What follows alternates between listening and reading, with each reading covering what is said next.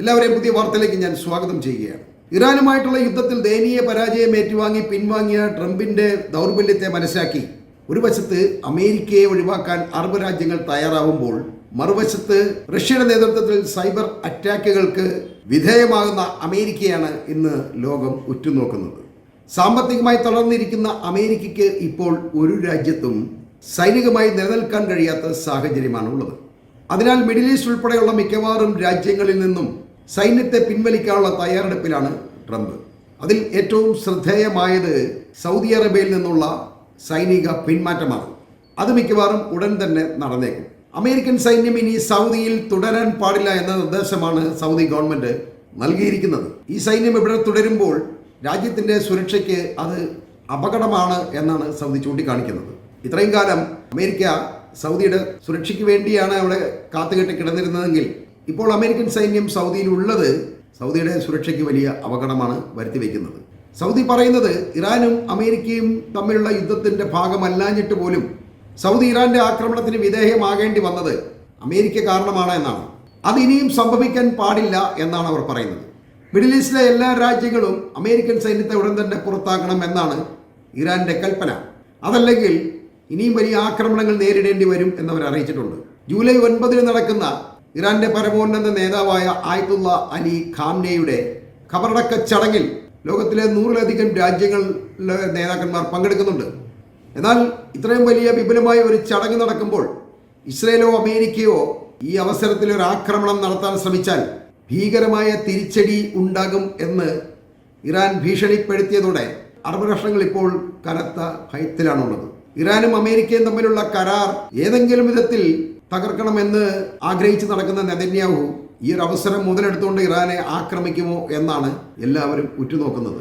അഥവാ നെതന്യാഹു അങ്ങനെ ഇറാന് നേരെ ഒരു ആക്രമണം നടത്തിക്കഴിഞ്ഞാൽ അത് മിഡിൽ ഈസ്റ്റിലുള്ള എല്ലാ രാജ്യങ്ങൾക്ക് നേരെയും മാത്രമല്ല ഇസ്രായേലിനെ ചുട്ടുകളയും എന്ന് ഇറാൻ ഭീഷണി മുടക്കിയിട്ടുണ്ട്. ഇതിങ്ങനെ തുടർന്നാൽ മിഡിൽ ഈസ്റ്റ് ഒരിക്കലും യുദ്ധത്തിൽ നിന്നും മുക്തരാകില്ല എന്ന ബോധ്യമുള്ളത് കൊണ്ട് അമേരിക്കൻ സൈന്യം തങ്ങളുടെ രാജ്യത്ത് നിന്ന് ഒഴിഞ്ഞു പോകണം എന്ന നിർദ്ദേശമാണ് സൗദിക്ക് പിന്നാലെ ഖത്തറും ബഹ്റൈനും കുവൈറ്റും ഒക്കെ ഇപ്പോൾ ട്രംപിന് മുന്നിൽ വെച്ചിരിക്കുന്നത്. അതുകൊണ്ട് ഈ സൈന്യത്തെ പിൻവലിക്കാനുള്ള തയ്യാറെടുപ്പിലാണ് ട്രംപ് ഇപ്പോഴുള്ളത്. ഇത് ഞാൻ മറ്റൊരു വീഡിയോയിൽ പറഞ്ഞിരുന്നതാണ്.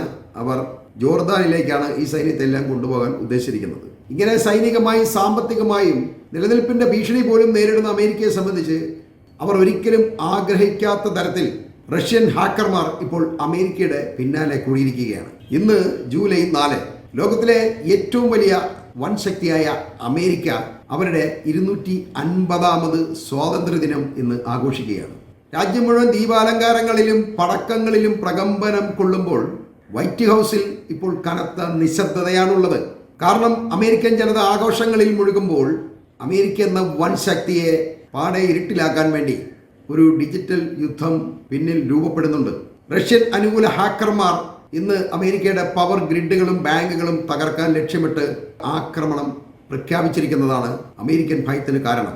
FBI-യും അമേരിക്കൻ ഇന്റലിജൻസും ഇതിനെ തുടർന്ന് രാജ്യത്ത് അതീവ ജാഗ്രതാ നിർദ്ദേശം നൽകി കഴിഞ്ഞിട്ടുണ്ട്. അമേരിക്കൻ സ്വാതന്ത്ര്യ ദിനത്തെ ഒരു ഡിജിറ്റൽ പേൾ ഹാർബർ ആക്കാൻ വേണ്ടി റഷ്യൻ ഹാക്കർമാർ ശ്രമിക്കുന്നു എന്നാണ് ഇതിനെക്കുറിച്ച് പത്രങ്ങൾ പറയുന്നത്.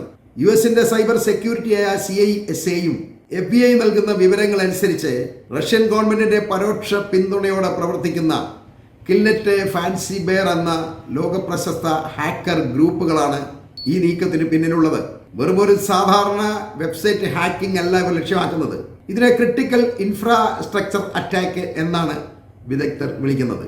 അതായത് ഒരു രാജ്യത്തിന്റെ നിലനിൽപ്പിന് തന്നെ അത്യാവശ്യമായ സംവിധാനങ്ങൾ തകർക്കുക എന്നതാണ് ഇതിന്റെ അർത്ഥം.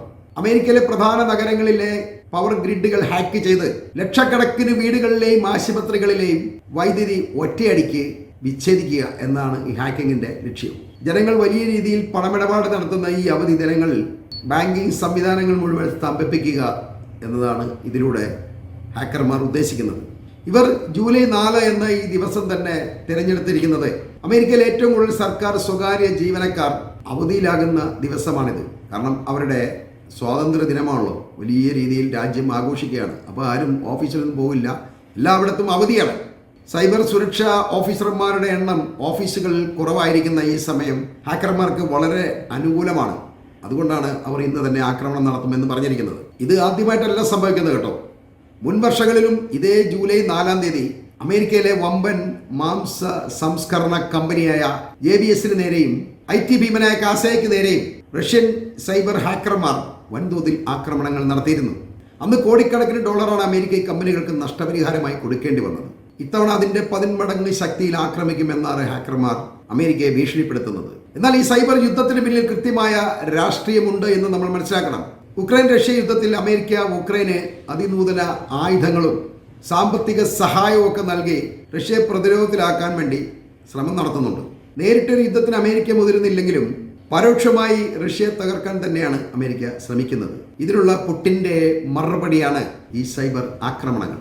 ആയുധങ്ങൾ കൊണ്ട് യുദ്ധം ചെയ്യുന്നതിനേക്കാൾ ലാഭകരവും എന്നാൽ ഒരു രാജ്യത്തെ സാമ്പത്തികമായി തകർക്കാൻ കെൽപ്പുള്ളതുമായ ആയുധമാണ് സൈബർ അറ്റാക്ക് എന്ന് റഷ്യക്ക് നന്നായിട്ട് അറിയാം.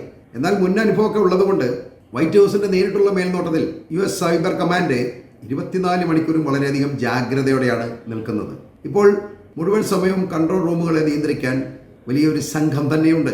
ലോകത്തെ ഏറ്റവും വലിയ സാങ്കേതിക ശക്തിയായ അമേരിക്ക ഈ റഷ്യൻ ഡിജിറ്റൽ ആക്രമണത്തെ എങ്ങനെ നേരിടുന്നു എന്ന് കാണാൻ വേണ്ടി ലോകം കാത്തിരിക്കുകയാണ്.